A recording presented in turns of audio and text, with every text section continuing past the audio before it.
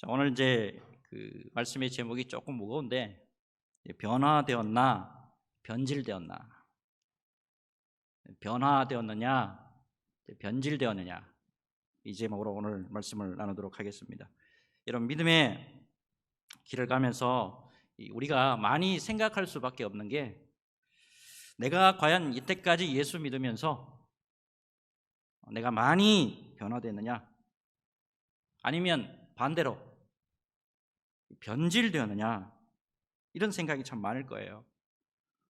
자, 변화는 이 국어 사전으로 보니까 좀 긍정적인 의미가 있어요. 사물이나 성질이 고쳐져서 달라지는 거, 이게 변화예요.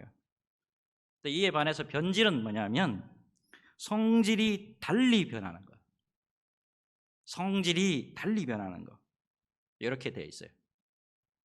여러분, 예를 들면 포도가 썩는 거, 요거는 변질이죠. 근데 이 포도주가 되면요, 요거는 변화되는 거예요.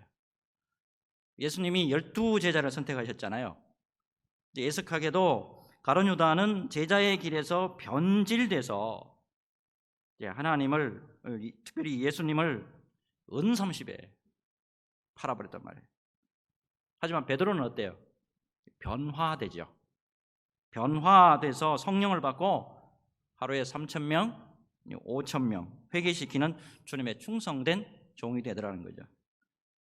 여러분, 믿음의 생활을 하면서 많은 면에서 이러한 것에 여러분 동의를 하실 텐데, 나름 열심히 믿음의 생활을 감당한단 말입니다. 열심히 예배 생활 감당하고, 기도 생활도 감당하고, 성경 말씀도 열심히 읽고, 소모임도 열심히 하고. 그런데 그렇게 잘 감당하려고 몸부림을 치는데 변질은 잘 되는데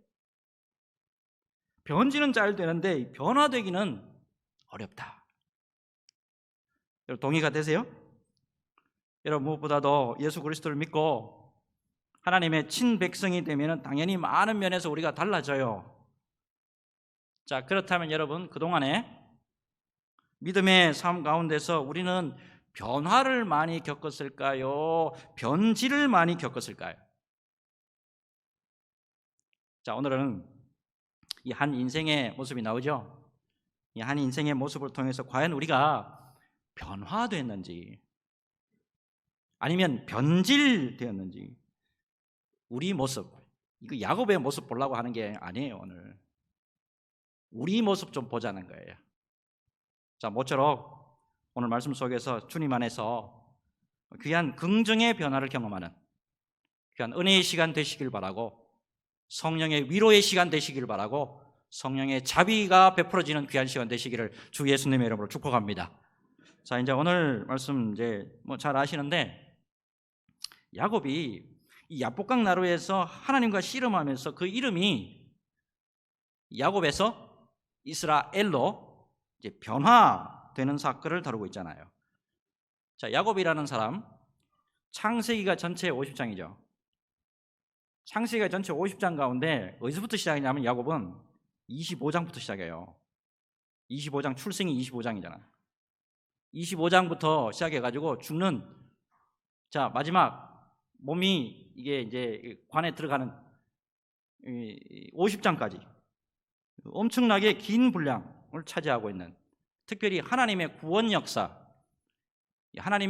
역사에 있어서 상당히 중요한 위치를 차지하는 인물이죠. 자, 이 야곱의 특별히 인생을 들여다보면 그 출생에서부터 시작해서 인간의 의지대로 살아가는 인생, 그 내 마음대로 내 힘과 능력과 노력과 땀으로 살아가는 인생이 아니고, 어떤 인생이냐면 특별히 하나님의 섭리에 의해서 살아야 될 사람이었다라는 거, 이게 굉장히 중요합니다. 그 증거가 나오죠. 창세기 25장 23절에 자, 야곱의 어머니가 리브가잖아요. 엄마가 잉태를 했을 때, 얘네들 쌍둥이를 잉태를 했을 때부터 하나님의 계시를 받잖아요. 그 계시의 말씀이잖아요. 여호와께서 그에게 이르시되 두 국민이 네 태중에 있구나. 두 민족이 내 복중에서부터 나누이리라. 이 족속이 저 족속보다 강하겠고 큰 자가 어린 자를 섬기리라 생각하셨더라 했어요. 자, 결국에 형 에서가 아니고 동생 야곱을 통해서 하나님께서 이스라엘 전체 역사를 이끌어 가시겠다. 그 계시 말씀이잖아요. 자, 그런데 문제는 이런 하나님의 계시의 말씀이 있었음에도 불구하고 야곱의 인생을 들여다보니까 하나님의 인도하심을 받고 간섭을 받으려고 하는 그런 인생이었냐? 아니었어요. 말씀을 계속 보면 야곱은 어머니 리브가와 공모하잖아요. 눈먼 아버지 이삭 속이고 어리숙한 형 에서 속이고 장자권을 찬탈합니다. 이거는 누가 보더라도 하나님의 인도하심이 아니에요. 이게 사람의 계획과 생각이기 때문에 야곱이 도저히 집에 못 머무는 거예요. 그래서 외삼촌 라반에 있는 바단 아람의 중심 성읍이죠. 이 하란으로 도망간단 말이에요. 물론 하란에 가서 이제 12아들이라고 하는 자녀를 낳고 이렇게 하는 바람에 이스라엘의 민족의 기틀을 마련하기는 합니다. 자, 우리가 뭐 잘 아는 것처럼 하란에서 20년 동안에 온갖 고생을 하면서 부를 또 축적하기도 하죠. 이 과정도 보면 어때요? 다 인간적인 땀과 노력의 결과예요. 자, 그런데 야곱이 하란에서 생활한 지 20년이 됐어요. 20년 동안에 죽도록 고생했어요. 근데 하나님께서 나타나셔가지고 다시 고향 가나안 땅으로 아버지가 계신 곳으로 가거라 명령하시죠. 자, 이 모든 것을 이제 정리를 또 하죠. 또 그리고 난 다음에 아내와 자녀들과 함께 가나안 땅으로 돌아오는데, 자, 문제가 있죠. 야곱에게 가장 두려운 존재가 있어요. 야곱에게 가장 두려운 존재, 그 사람과 해결해야 될 문제가 있단 말이에요. 형 에서 만나가지고 화해를 해야 된단 말입니다. 이거 어떻게 해야 되냐 말이에요. 자, 이제 말씀 보시면 아시겠지만 이 야곱은요 분명히 하나님의 간섭과 인도하심을 받고 살아가야 될 사람임에도 불구하고 그러지 않아요. 잘 돌아가는 두뇌, 이거 사용합니다. 제일 처음에 선물 공세, 형에게 선물 공세하려고 하는, 여기 창세기 32장 오늘 말씀 초두에 보면 사자들을 통해서 형에게 선물을 보내기로 하는 장면이 나와요. 자, 문제는 야곱의 사자들이 돌아와 가지고 말하기를 형 에서가 군사 400명을 거느리고 야곱으로 온대요. 자, 야곱의 입장에서는 직감적으로 형이 복수의 칼을 갈고 나에게 달려오는구나. 야곱의 입장에서는 절체절명의 순간입니다. 자, 오늘은 이제 그 이야기가 나오잖아요. 자, 오늘 이 본문에서 한 인생이 완전히 변화되는 그런 모습을 우리가 볼 수가 있어요. 자, 근데 이게 쉽게 변화되는 게 아니에요. 인생이라는 게요 쉽게 변화해야 되는 게 아니라고. 굉장히 복잡한 사이클이 있고 복잡한 과정들을 거쳐가지고 한 인생이 변화가 되더라 이 말이에요. 자, 우선에 여러분, 야곱이 야복강 나루에서 인생의 절체절명의 순간에 하나님과 실험하던 이때에 야곱의 나이가 몇 살쯤 될까요? 앞에 그림을 보니까 화가의 그림인데 굉장히 젊은 사람이 막 힘있게 이렇게 씨름하는 것 같죠. 젊은 사람으로 표현이 되어 있어요. 자, 과연 젊으냐 하는 거예요. 자, 이때 야곱의 나이를 이제 역추적해야 됩니다. 어떻게 역추적하냐면 창세기 47장 9절부터 가야 돼요. 자, 일단 말씀만 보면 야곱이 바로에게 이르되 내 나그네 길의 세월이 130년이니이다. 내 나이가 얼마 못되니 우리 조상의 나그네 길에 연조에 미치지 못하나 험악한 세월을 보내었나이다 하고. 자, 이 말씀 잘 아시죠? 죽었던 줄 알았던 요셉을 어이구 요셉이 애굽의 총리가 돼 있네. 자, 이 요셉을 만나고 난 다음에 요셉이 애굽 바로 왕으로 야곱을 인도하잖아요. 이때 자기가 이렇게 소개하고 있잖아요. 이때 야곱의 나이가 130세죠. 자, 계산 한번 해봅시다. 그러면 이때 요셉의 나이가 몇 살이냐면 39살이에요. 왜 39살이냐면 요셉이 30살에 애굽 바로 앞으로 가죠. 그리고 이때가 풍년 7년을 보내고 흉년 2년을 보냈단 말이에요. 그럼 총 39세 답이 나오죠. 자, 그러면 130에서 39를 빼면 90일 나와요. 90일.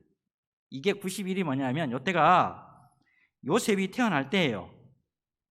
그리고 특별히 요셉이 태어날 때 하나님이 나타나셔서 고향으로 돌아가거라 명령하신 거예요. 자, 그럼 결국에 야곱이 이렇게 야복강 나루에서 도착해가지고 하나님과 생쌀을 걸어놓고 실험하는 때가 몇 살 때냐 하면 그건 100살이 다 돼가는 91살이 넘어간 상황이에요. 자, 근데 여러분 100세가 다 돼가요? 하나님을 믿은 지가 100세가 다 됐다고, 100년이 다 됐다고. 자, 그런데 야곱이 이게 얼마나 변화된 모습을 가지고 있냐는 거예요. 야곱 얼마나 변했을까요, 여러분? 자, 32장 7절 8절. 야곱이 심히 두렵고 답답하여 자기와 함께한 동행자와 양과 소와 낙타를 두 떼로 나누고 이르되 에서가 와서 한 떼를 치면 남은 떼는 피하리라 하고, 형 에서가 400명 거느리고 온다 그러니까 반사적이에요. 여러분, 그 반사에는 조건 반사와 무조건 반사가 있죠. 이때는 무조건 반사예요. 순간적으로 비상한 두뇌가 확 돌아가요. 두 떼 나눠가지고 요거 치면 뒤에 나눠야지. 자, 이어서 오늘 본문 13절에서 15절. 자, 야곱이 거기서 밤을 지내고 그 소유 중에서 형 에서를 위하여 예물을 택하니 암염소가 200이요 순염소가 20이요 암양이 200이요 순양이 20이요 전나는 낙타 30과 그 새끼요 암소가 40이요 황소가 10이요 암나귀가 20이요 그 새끼 나귀가 10이라. 형에게 지금 예물 준비합니다. 여러분 이제 계산 좀 아시는 분? 요거 총 다 하면 몇 마리일까요? 550마리예요. 550마리. 근데 요거를 19절에 보면 세 떼로 나눠요. 요거를 세 떼로 나눠가지고 형한테 예물을 보내는 게 어떻게 보내냐면 1차 보내고 또 2차 보내고 3차로 보내요. 왜 이렇게 할까요? 한 번에 확 보내쁘지. 550마리 1차 보내고 2차 보내고 3차 보낸 이유가 20절이에요. 또 너희는 말하기를 주의 종 야곱이 우리 뒤에 있다 하라 하니 이는 야곱이 말하기를 내가 내 앞에 보내는 예물로 형의 감정을 푼 후에 대면하면 형이 혹시 나를 받아주리라 함이었더라. 형에게 보내는 것이 이게 예물이에요, 선물이에요, 뇌물이에요? 예, 이게 뇌물 비슷한 거죠. 한 말씀 더 볼게요. 21절하고 21절에서 23절이에요. 자, 그 예물은 그에 앞서 보내고 그는 무리 가운데서 밤을 지내다가 밤에 일어나 두 아내와 두 요정과 11아들, 이때 베냐민이 태어나지 않았기 때문에 11아들이에요.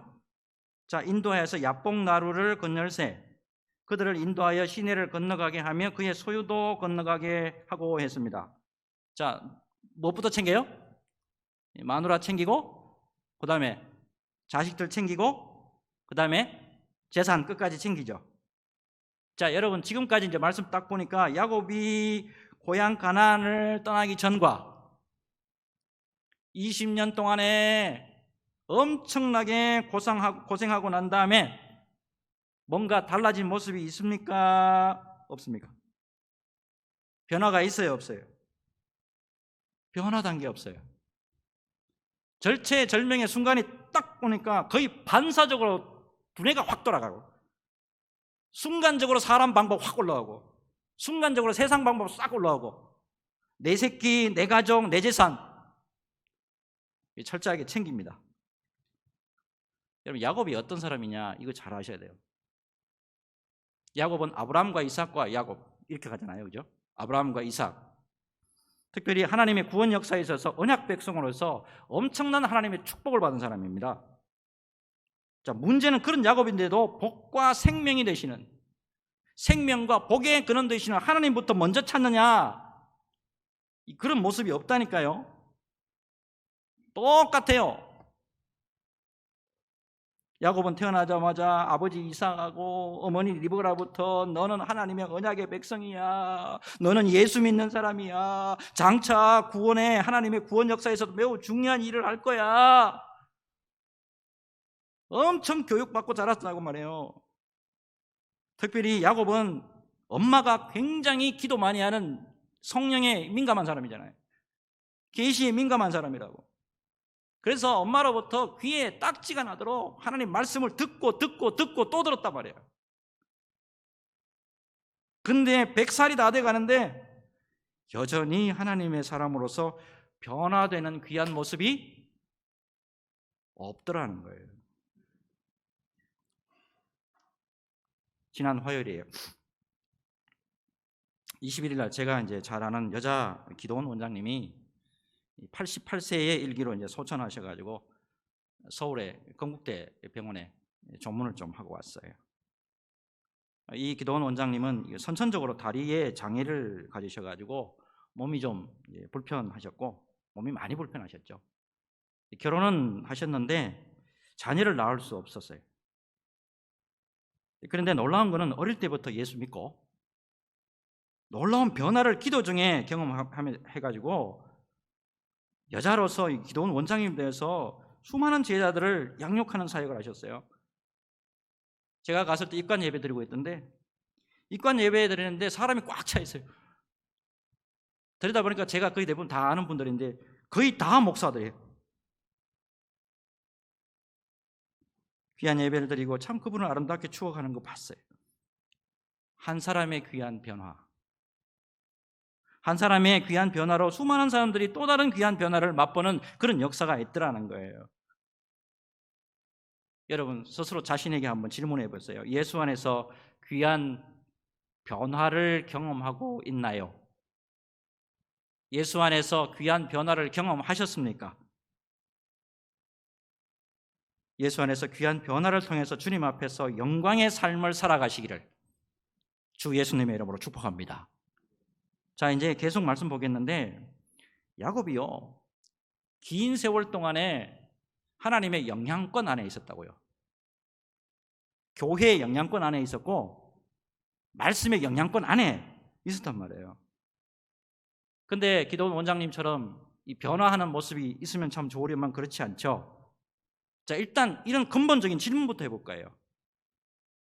왜 야곱이 못 변한 거예요? 왜 내가 지금까지 이렇게 못 변하고 있을까? 이거 한번 질문해 보라고요.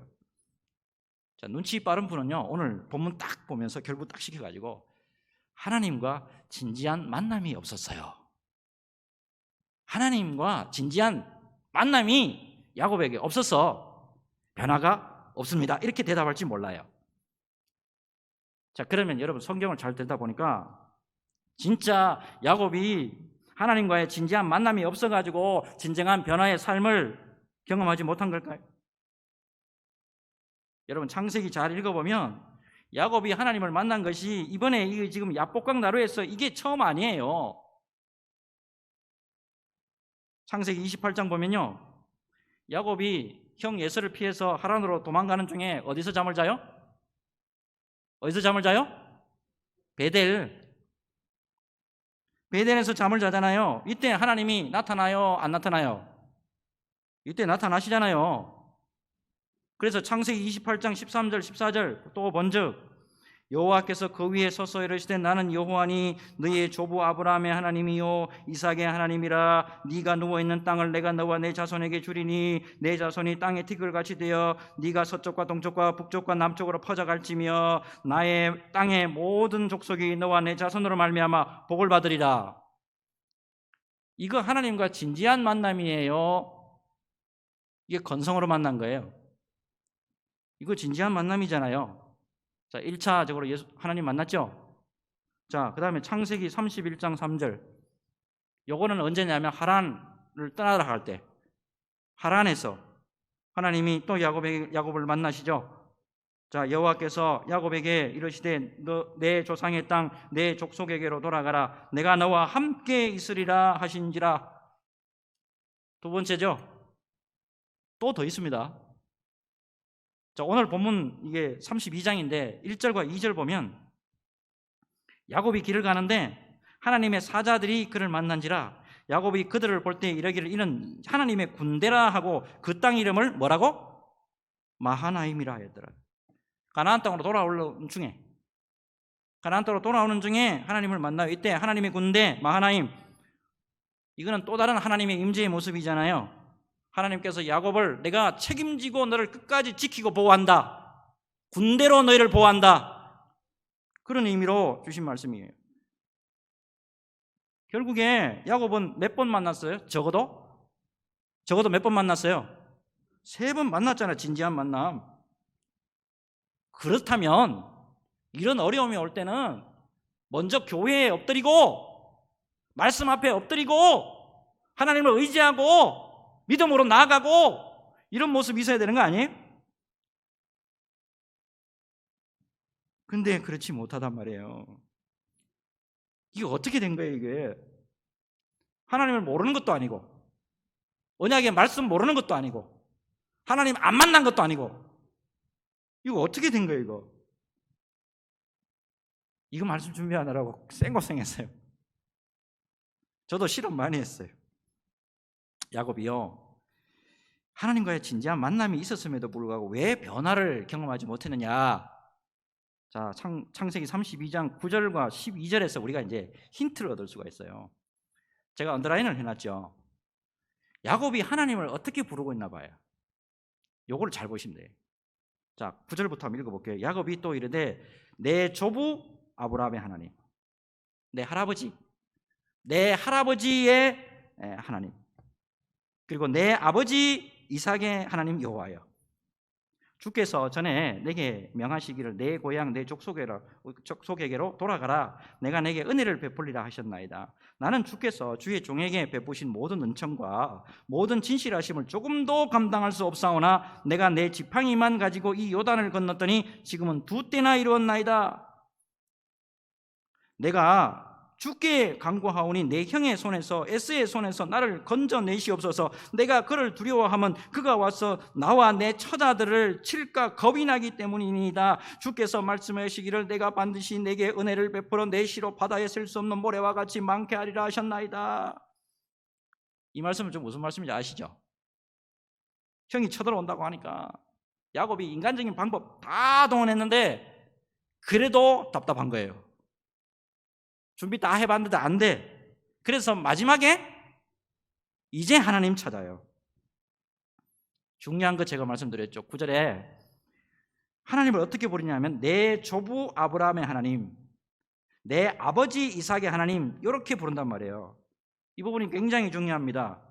야곱에게 있어서 하나님은 그동안에 어떤 하나님이었냐면 할아버지 아브라함에게 능력으로 역사하셨던 그 하나님, 아버지 이삭에게 은혜로 역사하셨던 그 하나님이에요. 중요한 게 뭐냐면 야곱에게 있어서 하나님은 나를 구원하시고 나를 과거에서 지금까지 이끌어주신 나의 에베네셀 하나님, 그리고 지금도 함께 하시는 나의 임마누엘 하나님, 그리고 영원토록 아름다운 것을 준비하시고 예배하시는 나의 여호와 일의 하나님, 나의 하나님이 아니에요. 할아버지에게 역사하셨던 하나님이고 아버지에게 역사하셨던 하나님이고 목사에게 역사하셨던 하나님이고 어느 특정한 사람에게 역사했던 그런 하나님. 야곱에게 있어서 하나님은 영적이겠는데 영적으로 봐서 이 물리적으로 하나님은 좀 멀리 계신 거예요. 좀 멀어요. 자, 이게 오늘 키포인트예요. 자, 문제는 이런 야곱에게 하나님이 직접 오십니다. 자, 좀 멀리 있는 것 같고요, 이게. 근데 하나님이 야곱에게 오시는데 야곱은 홀로 남았더니 어떤 사람이 날이 새도록 야곱과 씨름하다고 했죠. 여태까지 설교 어떻게 들으셨는지 모르겠어요. 야곱이 막 그냥 하나님 막 붙들고 막 늘어져 가지고 하나님을 막 이겨 가지고 막 야곱에서 이스라엘 됐다고 그러니 죽기 아니면 살기로 그냥 기도하라고. 근데 대부분의 해석자들은 그렇게 해석하지 않습니다. 이때 하나님이 야곱에게 시름을 걸어오셨다 이렇게 주석합니다. 이게 맞아요. 놀랍게도 하나님께서 그림을 잘 보세요. 하나님께서 직접 야곱과 살을 맞대어 주시는 만남으로 다가오신 거예요. 그동안에는 하나님이 말씀으로 좀 멀리 계시고, 그죠? 좀 멀리서 역사하시는 것 같은데, 이제는 하나님이 이거 안 되겠으니까 아예 살을 맞대는 만남으로 다가오신단 말이에요. 그래서 말씀 잘 보시면 처절하게 하나님을 붙들 수 있도록, 하나님을 붙들어야 뭔가 이게 실험할 거 아니에요. 근데 하나님이 이렇게 대준단 말이야. 살을. 예수님이 이 땅에 육신의 몸을 입고 우리에게 몸을 대준단 말이에요. 몸을 다 내주잖아. 이렇게 다가오셔요. 허벅지 관절이 부러지도록, 환도뼈죠? 하나님께 매달릴 수 있도록 허락해 주시고, 당신이 내게 축복하지 않으면 가지 않겠나이다라고 하면서 당신 없으면 안 됩니다. 하나님 없으면 안 됩니다. 하나님이 나를 붙들어 주셔야 살아요. 이 고백까지 할 수 있도록 하나님이 은혜를 베풀어 주신단 말이야. 놀랍게도 하나님이 다 은혜로 할 수 있도록 함께 해주세요. 살을 맞대고 은혜를 부어주셨다고. 하나님이 진 게 아니고 져 주신 거란 말이에요. 예수님이 이 땅에 오셔서 십자가 지실 때 힘이 없어서 십자가 지셨어요? 우리 죄인들을 위해서 다 내어주셨잖아. 자, 놀랍게도 야곱에게 하나님이 이렇게 축복하잖아요. 그가 이르되 내 이름을 다시는 야곱이라고 부를 게 아니고 이스라엘이라 부를 것이니 이는 내가 하나님과 및 사람들과 겨루어 이겼습니다. 이렇게 하나님이 인간 야곱에게 살을 맞대주는 그런 은혜로 함께 하셨단 말이에요. 자, 이후에 이 야곱이 시름을 걸어오신 분, 이게 누구냐? 이게 분명히 알죠? 30절 보면 알아요. 그러므로 야곱이 그곳 이름을 브니엘이라 하였으니 그가 이르기를 내가 하나님과 대면하여 보았으나 내 생명이 보존되었다 함이더라. 나하고 지금 살을 맞대고 시름을 해주시고 내게 다 은혜를 베풀어 주신 분이 누구라고? 하나님. 이후에 야곱은 이제 과거의 야곱이 아니죠. 이제 이스라엘이 돼서 브니엘의 새 아침을 맞이하게 되는 거예요. 여러분, 우리에게 있어서 하나님은 어떤 하나님이에요? 물리적으로 멀리 계신 분이에요? 아니면 나와 살을 맞대고 피와 물과 살을 다 찢고 우리와 함께 하시는 임마누엘 하나님이 우리의 하나님이신 줄로 믿습니다. 여러분, 요한복음 20장 24절에서 29절을 말씀 보면 예수님이 십자가에서 돌아가시고 3일 만에 부활하셔서 다른 제자들에게 나타났다고 하니까 의심하는 도마가 이렇게 말하잖아요. 다른 제자들이 그에게 이르되 우리가 주를 보았노라 하니 도마가 이르되 내가 그의 손에 못자국을 보고 그 손가락을 그 못자국에 넣으며 내 손을 그 옆구리에 넣어보지 않고는 믿지 아니하겠노라 하니라. 예수님께서 시공간을 초월해서 도마 앞에 나타나셔서 이렇게 말씀하시잖아요. 도마에게 이르시되 네 손가락 내 살 여기에 넣어봐. 내 살 여기 한번 붙여보라고. 그리고 이리 내 손을 보고 내 손을 내밀어 내 옆구리에서 넣어보라. 그리하여 믿음 없는 자가 되지 말고 믿는 자가 되라. 우리 예수님이 살을 맞대듯이 도마에게 다 보여주십니다. 자, 그 후에 도마의 고백이 중요하죠. 오늘 이 말씀이 키포인트예요. 도마가 대답하여 이르되 나의 주님이시요 나의 하나님이시니이다. 따라합시다. 나의 주님이시요 나의 하나님이시니이다. 한 번 더요. 나의 주님이시요 나의 하나님이시니이다. 아멘. 아멘. 그리고 이후에 도마의 삶이 어떻게 됐을까요? 예수님의 부활 이후에 놀랍도록 완전 변화돼요. 바벨론으로 갑니다. 바벨론으로 가서 최초의 기독교 교회를 거기에 세웁니다. 또 또마는 페르시아로 갑니다. 다시 인도까지 갑니다. 인도에서 7개의 초대교회를 세우고 복음전도사에게 최선을 다했고 마침내 그곳에서 복음 전하다가 창에 찔려서 순교까지 합니다. 예수님을 나의 주님이요 나의 하나님이라고 고백한 후에 도마는 전혀 과거와는 다른 변화의 삶을 살았어요.